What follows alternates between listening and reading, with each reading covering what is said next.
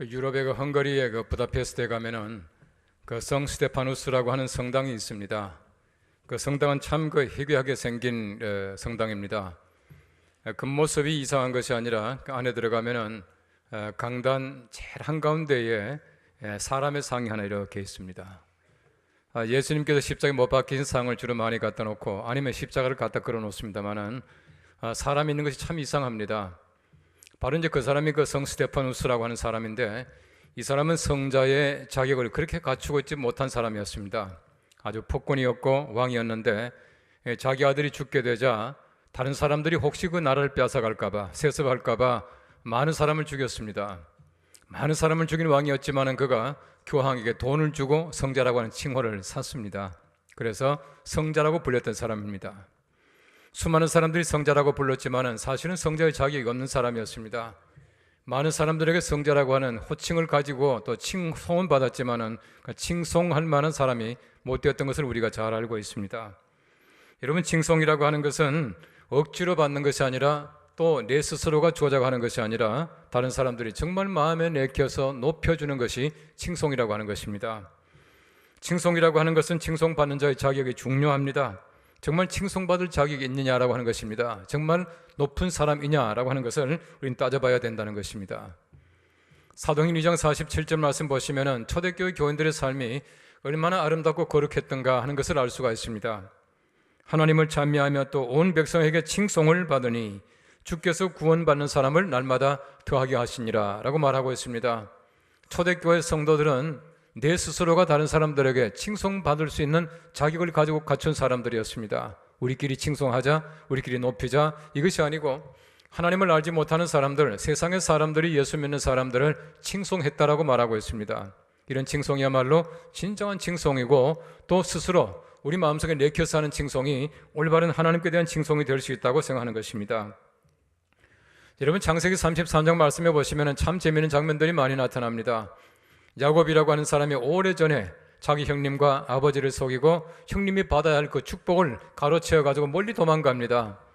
외삼촌 라반의 집에까지 갔다가 오랜 세월 동안 여러 가지 많은 그 재산을 모으게 되고 또 아들들을 많이 낳게 되고 또 부인들을 거느리고 다시금 이제 형님 만나러 돌아오는 광경이 나와요. 형님 에서를 만나게 되는데 형님 에서를 만날 때 얼마나 마음속에 두려움이 많았겠습니까? 형님의 보복과 또 스스로 자책감 가운데서 여러 가지 마음속에 고통 가지고 있었겠지만은 창세기 33장 10절 말씀에는 야곱이 에서에게 이렇게 말하고 있습니다. 내가 형님의 얼굴을 배운 적 하나님의 얼굴을 보는 것 같사오며 형님도 나를 기뻐하심이니이다 라고 말하고 있습니다. 어떤 면에서 볼 때는 야곱이 에서를 칭송하는 것 같습니다. 내가 형님 보니까 마치 하나님 같습니다 라고 말을 했지만은 진정 칭송하는 마음이 아니라 자기의 안녕과 또 형님의 보복을 피하려고 하는, 흔히 말하는 꼼수에 불과했다라고 하는 것을 알 수가 있습니다. 이제 8월 달에 교황이 우리나라 방문한다는 소식이 벌써 접해지면서 가톨릭에서는 상당히 흥분하고 있는 것 같아요. 아마 그럴 겁니다. 교황은 굉장히 호칭이 많습니다. 로마 교회의 주교, 사도들 중에 첫째인 베드로의 후계자, 주교단의 으뜸, 그리스도의 대리, 보편교회의 목자, 보편교회의 최고의 사제장, 서방 총대주교, 이탈리아 수석 주교, 로마 광구의 광구장 대주교, 바티칸시의 국가원수, 하나님의 종들의 종, 주교들의 주교, 파파 등 굉장히 많이 있습니다. 이런 많은 호칭을 가지고 있다고 해서 사람들에게 높임받는 것은 아닙니다. 우리 하나님의 사람은 항상 호칭 때문에 우리가 많은 사람들에게 섬김을 받는 것이 아니라 우리가 하나님께 대한 올바른 자세라고 생각되어져요. 아주 오래전입니다. 제가 유학 공부할 시절이니까 옛날이죠. 그 당시에 LA에 로마 교황이 한 번 온 적이 있습니다. 이 교황이 왔는데 텔레비전이 따라가면서 취재를 하고 대단했습니다. 대단했는데 저는 텔레비전 조금 보다가 좀 기분이 썩 좋지 않아서 텔레비전을 꺼버리고 말았습니다. 왜냐하면은 교황에 대한 칭호를 할 때마다 Holy Father 그러더라고요. 거룩하신 아버지 그렇게 불러요. 저는 그 소리 듣고는 너무 놀라기도 하고 좀 기분이 언짢아서 꺼버리고 말았습니다. 하나님에 대한 호칭을 사람들이 가진다는 그 자체가 참 제가 볼 때는 좀 이게 문제라고 생각되어져요. 다시 말하면 우리가 호칭이라고 하는 것은 그 사람에게 걸맞아야 그것이 칭송이 되는 것입니다. 칭찬이 되는 것입니다. 우리 다른 사람을 높여준다고 해가지고 쓸데없이 높이면 됩니까? 그 사람이 받을 만해야 높임 받을 수 있는 것이 되는 것이지, 그렇지 못하면 오히려 그 사람에게 누가 된다는 사실을 우리가 잘 알고 있습니다. 구약 성경 말씀 보십시오. 왕들에게 이렇게 말하고 있습니다. 왕은 만세수를 누리소서라고 하는 얘기를 성경 말씀에 상당히 자주 하고 있습니다. 바세바가 다윗에게 그런 말을 하고 있습니다. 제사장 사독이 솔로몬에게도 그랬습니다. 또 느헤미야가 바사왕 아닥사스에게 그렇게 말을 하고 있습니다. 또 제사장 아비아달이 아도니아 왕에게도 그렇게 말을 했습니다. 왕은 만세수를 누리소서. 얼마나 대단한 칭호입니까? 얼마나 대단한 칭송입니까? 그런데 정말 그 마음속에 내켜서 우러나서 그렇게 말하는 것인가? 라고 하는 것입니다. 그렇지 않으면 아침이 되어버리고 마는 것이에요. 우리가 왜 하나님을 칭송해야 합니까? 하나님을 칭송한다라고 하는 것은 하나님께서는 칭송받을 만한 분이십니다. 왜 우리가 하나님을 높입니까? 하나님께서는 높은 분이기 때문에 높임을 받으셔야 합니다. 하나님께서는 천지 모든 만물을 다 지으셨다는 사실을 우리가 믿고 있습니다. 그러므로 우리 마음속에 하나님을 높일 수밖에 없다고 하는 것입니다. 우리 마음속에 믿고 있기 때문에 그렇게 높이고 하나님을 하나님으로 인정하는 것, 이것이야말로 진정한 칭송이라고 하는 것입니다. 오늘 성경 말씀에도 마찬가지입니다. 여호와를 칭송한다라고 하는 말이 나와요. 여러분, 칭송한다라고 하는 것이 구체적으로 어떻게 하는 겁니까? 어떻게 하면 칭송이 됩니까? 저도 궁금해서 여러 책을 찾아봤습니다. 찾아보니까 칭송한다는 말을 쉽게 말하면 영어로 이렇게 번역했습니다. 어떤 책에는 보니까 praise, 찬양한다는 뜻이에요. 어떤 성경에는 보니까 sing, 노래한다는 뜻입니다. 하나님께 많이 노래하고 찬양하면은 하나님을 칭송하는 것이 되겠구나 라고 하는 것입니다. 아주 간단한 방법은 하나님께 열심히 노래하는 것, 열심히 찬양하는 것, 이것이야말로 하나님을 높여드리는 칭송하는 방법이다라고 하는 것이에요. 오늘 성경 말씀을 통해서 우리가 다시 한번 하나님을 높일 수 있게 되기를 바라고 하나님 칭송하는 자가 받는 귀한 축복 가운데 살아갈 수 있게 되기를 간절히 바랍니다. 오늘 성경 말씀 첫째는 말합니다. 여호와를 칭송하는 것은 찬양하는 것입니다 라고 말하고 있습니다. 오늘 역대하 30장 21절 말씀 말합니다. 레위 사람들과 제사장들은 날마다 여호와를 칭송하며 큰 소리 나는 악기를 울려 여호와를 찬양하였으며 라고 말하고 있습니다. 하나님을 날마다 찬양하는 것, 하나님 높여드린 이것이야말로 하나님께 대한 칭송이었다라고 말하고 있는 것입니다. 우리 하나님을 높이고 칭송하는 최고의 방편은 찬양입니다. 노래하는 것입니다. 우리 하나님을 기쁘게 노래합니다. 날마다 하나님을 찬양합니다. 이것이야말로 하나님을 높이게 되는 최고의 방편이라고 하는 것이에요.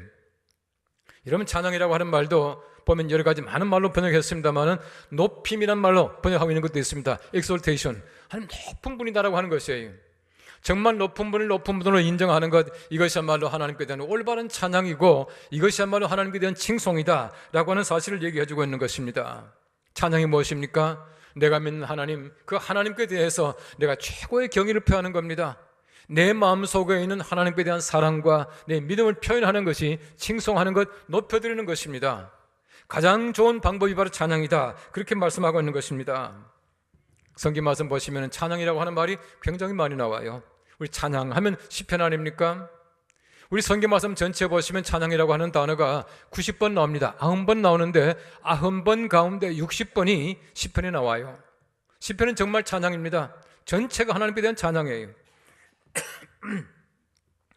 시편은 전체가 하나님께 대한 찬양이지만은 특별히 시편 113편부터 118편까지를 찬양시 그렇게 말합니다. 온통 찬양입니다. 얼마나 찬양이 많습니까? 찬양은 전체가 하나님을 높이는 작업입니다. 시편 전체가 하나님께 대해서 높이기 위해서 만들어 놓은 찬송이라고 하는 뜻이에요. 오늘 성경 말씀 보십시오. 하나님을 찬양하는 모습이 크게 즐거워하며 그랬습니다. 보통 즐거워하는 것이 아니에요. 크게 즐거워해야 합니다. 큰 소리 나는 악기를 울려라고 말하고 있습니다. 정말 하나님께 찬양할 때마다 큰 소리로 하고 크게 찬양을 부르고 크게 즐거워하고 이것이야말로 진정한 하나님께 대한 찬양이다라고 하는 것입니다. 제가 지난번에 말씀드렸지만은 저는 참 많은 교회를 가보거든요. 가보는데 교회마다 조금씩 특징이 있지만은 한 가지 뚜렷한 특징이 나타납니다. 찬송 소리가 우렁찬 교회는 은혜스러운 교회다라고 하는 것이, 은혜를 많이 받는다라고 하는 것입니다. 찬송할 때마다 막 소리가 다 죽어가는 교회들, 이런 교회들은 가보면은 설교하기도 얼마나 힘든지 모릅니다. 왜 그렇습니까? 은혜가 적다는 것입니다. 우리가 찬송을 우렁차게 할 수 있게 되기를 간절히 바랍니다. 찬송을 묵상하는 것이 아닙니다. 머릿속으로 생각하는 것이 아니에요. 입으로 하면서 하나님을 영광스럽게 하고 내가 그 가사를 또박또박 머릿속으로 기억하는 것입니다. 이것이야말로 진정한 찬송이라고 하는 것이에요. 성경 말씀 역대상 25장 말씀에는 찬양대에 관한 얘기가 나옵니다. 아삽과 헤만과 여두둔의 자손 중에서 구별하여 수금과 비파와 재금을 연주하는 자들, 이들로 하여금 소위 말하는 찬양대를 만들었다는 것이에요. 이런 보십시오. 온갖 악기를 동원합니다. 왜 온갖 악기를 다 동원합니까? 찬양하기 위해서 만든 악기가 아니라 모든 찬양을 통해서 하나님을 영광스럽게 하는 것이에요. 모든 악기가 다 하나님을 찬양하는 것입니다. 우리 모든 악기가 하나님을 찬양할 뿐만 아니라 우리가 모두가 찬양하는 사람들이 되어야 한다라고 하는 것입니다. 역대상 25장 7절 말씀에는 말합니다. 여호와 찬송하기를 배워 익숙한 자의 수요가 288인이었더라, 그렇게 말하고 있습니다. 얼마나 많은 숫자입니까? 이 많은 사람들이 하나님을 찬양했다는 것이에요. 또한 성경 말씀 에스라 26장 2장 65절 말씀에 보면은 노래하는 남녀가 200이요, 그렇게 말하고 있습니다. 200명이요. 다시 말하면 찬양대 기본 숫자가 200명이에요. 우린 좀 적어요. 더 많이 하셔야 돼요. 다시 말하면 하나님 앞에 찬양하는 사람들이 많을 때에 하나님이 영광 받으시고 기뻐하시고 이것이야말로 하나님 높임이 된다라고 성경 말씀은 그렇게 가르치고 있는 것입니다. 우리 날마다 하나님을 큰 소리로 많은 사람이 함께 찬양할 수 있게 되기를 바랍니다. 이것이야말로 하나님을 높이는 작업이에요. 이런 빅토리아 여왕이 즉위한 다음에 얼마쯤 지나서 어느 그 홀로 사는 여인의 집을 방문하게 되었습니다. 그 집에 방문하면서 여왕이 그 여인에게 물어봅니다. 이 집을 방문한 사람 가운데 가장 고귀한 사람, 가장 존경받은 사람이 누굽니까? 최고의 손님이 누굽니까? 물어봤습니다. 근데 그 여인이 말합니다.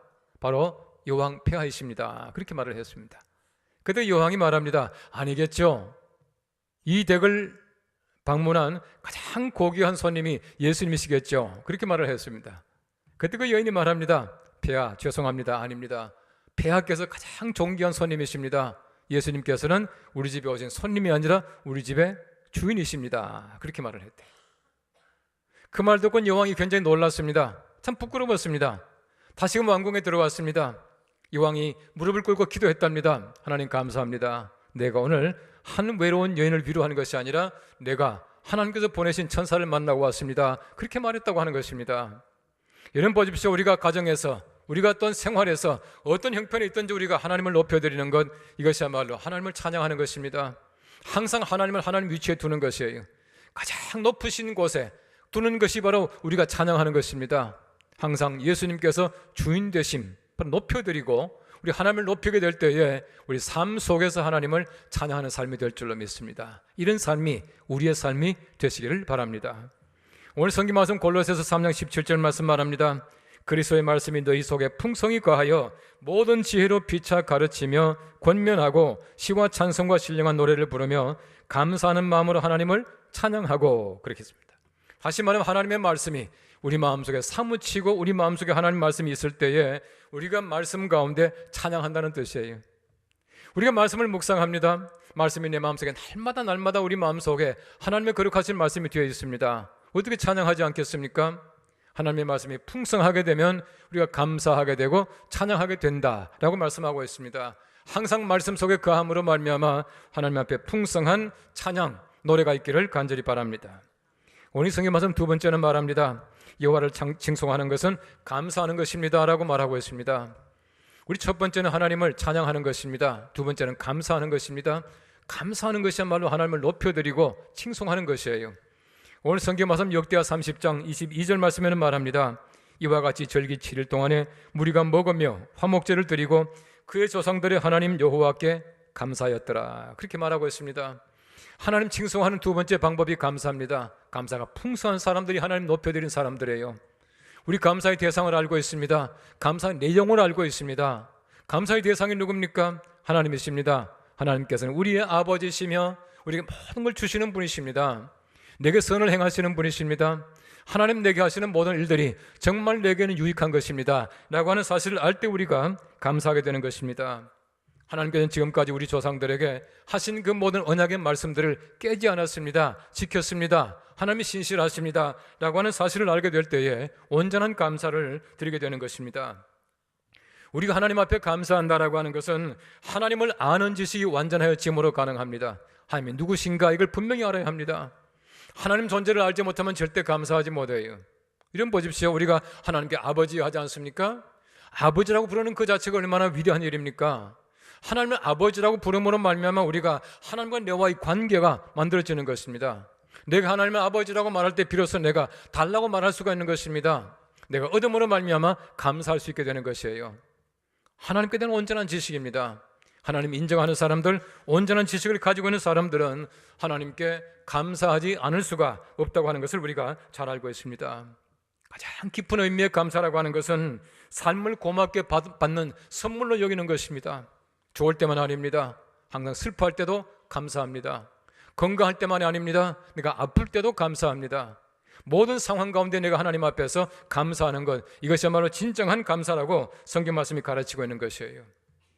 여러분 데살로니가전서 5장 말씀에 보시면 말합니다. 항상 기뻐하라, 쉬지 말고 기도하라, 범사에 감사하라. 여러분 짧은 말들이지만 얼마나 좋은 말들입니까? 항상 기뻐해야 합니다. 기도를 쉬지 말아야 합니다. 범사에, 모든 일에 감사해야 합니다. 범사가 무엇입니까? 모든 환경 가운데서 감사라는 얘기입니다. 이 말씀이 어떤 뜻이냐 하면은 모든 상황에서 감사라는 뜻입니다. 모든 상황에 대하여 감사라는 뜻이 아닙니다. 상황이 나쁠 때가 있습니다. 어려울 때도 많이 있습니다. 고통스러울 때가 얼마나 많이 있습니까? 그러나 그 상황에 대하여 감사하는 것이 아니고 상황에서 감사하는 것입니다. 어떤 형편과 처해져 있든지 내가 감사하는 것이에요. 이 감사를 주님께서 우리들에게 하라라고 요구하고 계시는 것입니다. 여러분 성경 말씀 보십시오. 성경 말씀에 얼마나 감사가 많이 나와 있습니까? 어떤 분이 말하기를 성경책은 감사의 경전이다 그랬습니다. 우리 기독교는 감사의 종교입니다. 얼마나 감사를 많이 요구합니까? 얼마나 감사가 많이 나옵니까? 하나님께 대한 감사가 얼마나 풍성합니까? 이것이야말로 우리가 살아가는 아름다운 삶이 된다는 것을 얘기해 주고 있는 것입니다. 일본의 메이지 시대와 다이쇼 시대 때에 가장 걸출한 뛰어난 크리스찬 중에 한 사람이 여러분 잘 아시는 우치무라 간조라고 하는 사람입니다. 이 우치무라 간조가 그런 얘기를 했습니다. 만일 하나님께서 사람을 저주하신다면 우리 병들게 하고 고통스럽게 하고 이런 것이 아니라 우리 사람들이 하나님의 말씀을 들어도 그 말씀의 뜻을 헤아리지 못하고 우리 하나님의 사람들이 하나님께 감사하지 못하고 이런 것으로 하나님께서는 저주하실 것이다. 그렇게 말을 했습니다.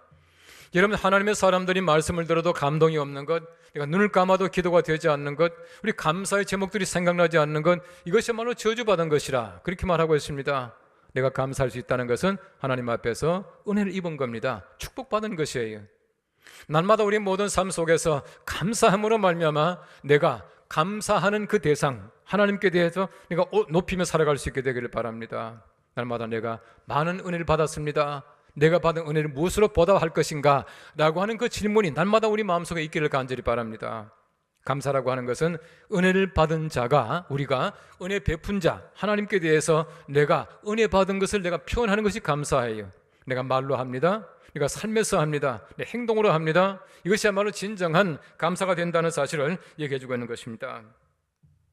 시편 69편 30절 말씀에는 말합니다. 내가 노래로 여호와를 찬송하며 감사함으로 하나님을 위대하시다 하리니 라고 말하고 있습니다. 정말 우리가 날마다 하나님의 위대하심을 선포합니다. 하나님께서 위대하시기 때문에 내가 감사하다 그렇게 말하고 있는 것입니다. 날마다 감사를 많이 표현할 수 있게 되기를 바랍니다. 우리 히랍 신화에 보시면은 만드라 블루스 산미안이라고 하는 사람이 등장해요. 이 사람은 그 당시에 소위 말하는 여성 수호신인 그 주노라고 하는 신이 있습니다. 이 주노 신전에 가서 말합니다. 내가 금광을 찾게 되면은 이 금으로 만든 양을 신전에 바치겠습니다 라고 얘기를 했습니다. 이 사람이 신전에 가서 기도한 다음에 열심히 찾았습니다. 찾다가 마침내 금광을 발견하게 되었어요. 금광을 발견했는데 금광을 발견한 다음에 그 다음 마음이 변하게 됩니다. 내가 금을 드리려고 했는데 자꾸 아까운 생각이 들어서 내가 금으로 만든 양을 드리는 것이 아니라 은으로 만든 양을 드려야 되겠다 생각을 해요. 얼마 좀 시간이 지나니까 점점 더 마음이 또 약해집니다. 내가 은으로 만든 양을 드리는 것이 아니라 동으로 만든 양을 드려야지 그렇게 생각을 했습니다. 점점 시간이 흘러갔습니다. 그러다가는 동으로 만든 양도 드리지 않고 아무것도 드리지 않았대요. 왜 그렇습니까? 사람이 은혜를 잊어버렸다는 것입니다. 마땅합니다. 뭐냐면은 자기가 찾은 것입니다. 신이 찾게 해준 것이 아닙니다. 아무리 생각해도 신이 찾게 해준 것이 아니에요. 신은 없습니다. 하나님 밖에 존재하는 분이 없다는 것입니다. 다시 말하면은 정말 그 대상을 알지 못하게 될 때에 절대 사람들은 감당하지 못합니다. 감사하지 못합니다. 은혜를 갚지 못합니다. 그 대상이 분명해야 합니다. 그래서 우리가 하나님을 안다는 그 자체가 얼마나 감사하고 얼마나 위대한 일인지 모릅니다. 근위시성이라고 말하는 인도의 타고르가 말했습니다. 감사의 분량은 곧 행복의 분량이다라고 말했습니다. 어떤 사람이 가장 행복합니까? 감사를 많이 하는 사람. 감사라고 하는 것은 우리가 믿는 하나님에 대해서 최고의 예입니다. 이것 이상으로 우리가 하나님께 드릴 것이 없다고 하는 얘기입니다. 어떤 사람이 성인입니까? 어떤 사람이 거룩한 사람입니까? 하나님께 날마다 감사하는 자가 성인입니다. 가장 거룩한 사람이다 라고 말할 수가 있는 것이에요.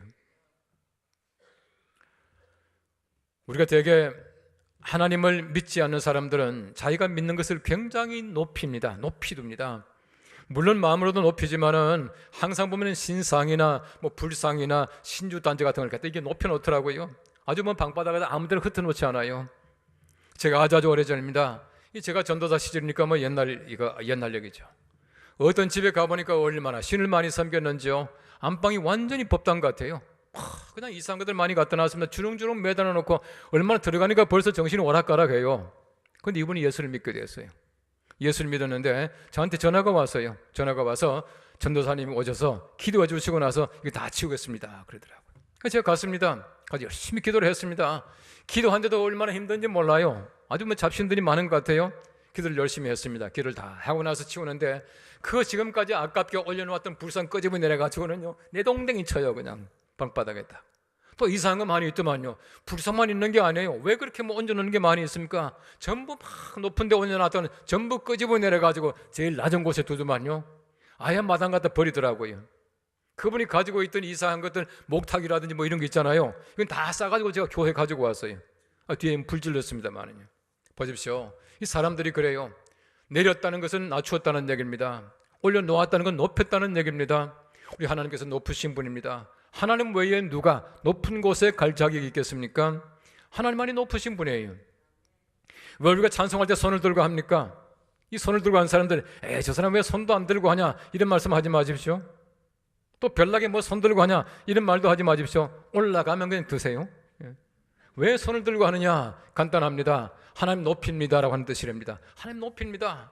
그리고 항복할 때 어떡합니까? 항복할 때 손 들잖아요. 하나님 내가 항복합니다. 하나님께 내가 항복했습니다 라고 하는 뜻으로서 손을 들고 한대요. 어쨌든 보십시오.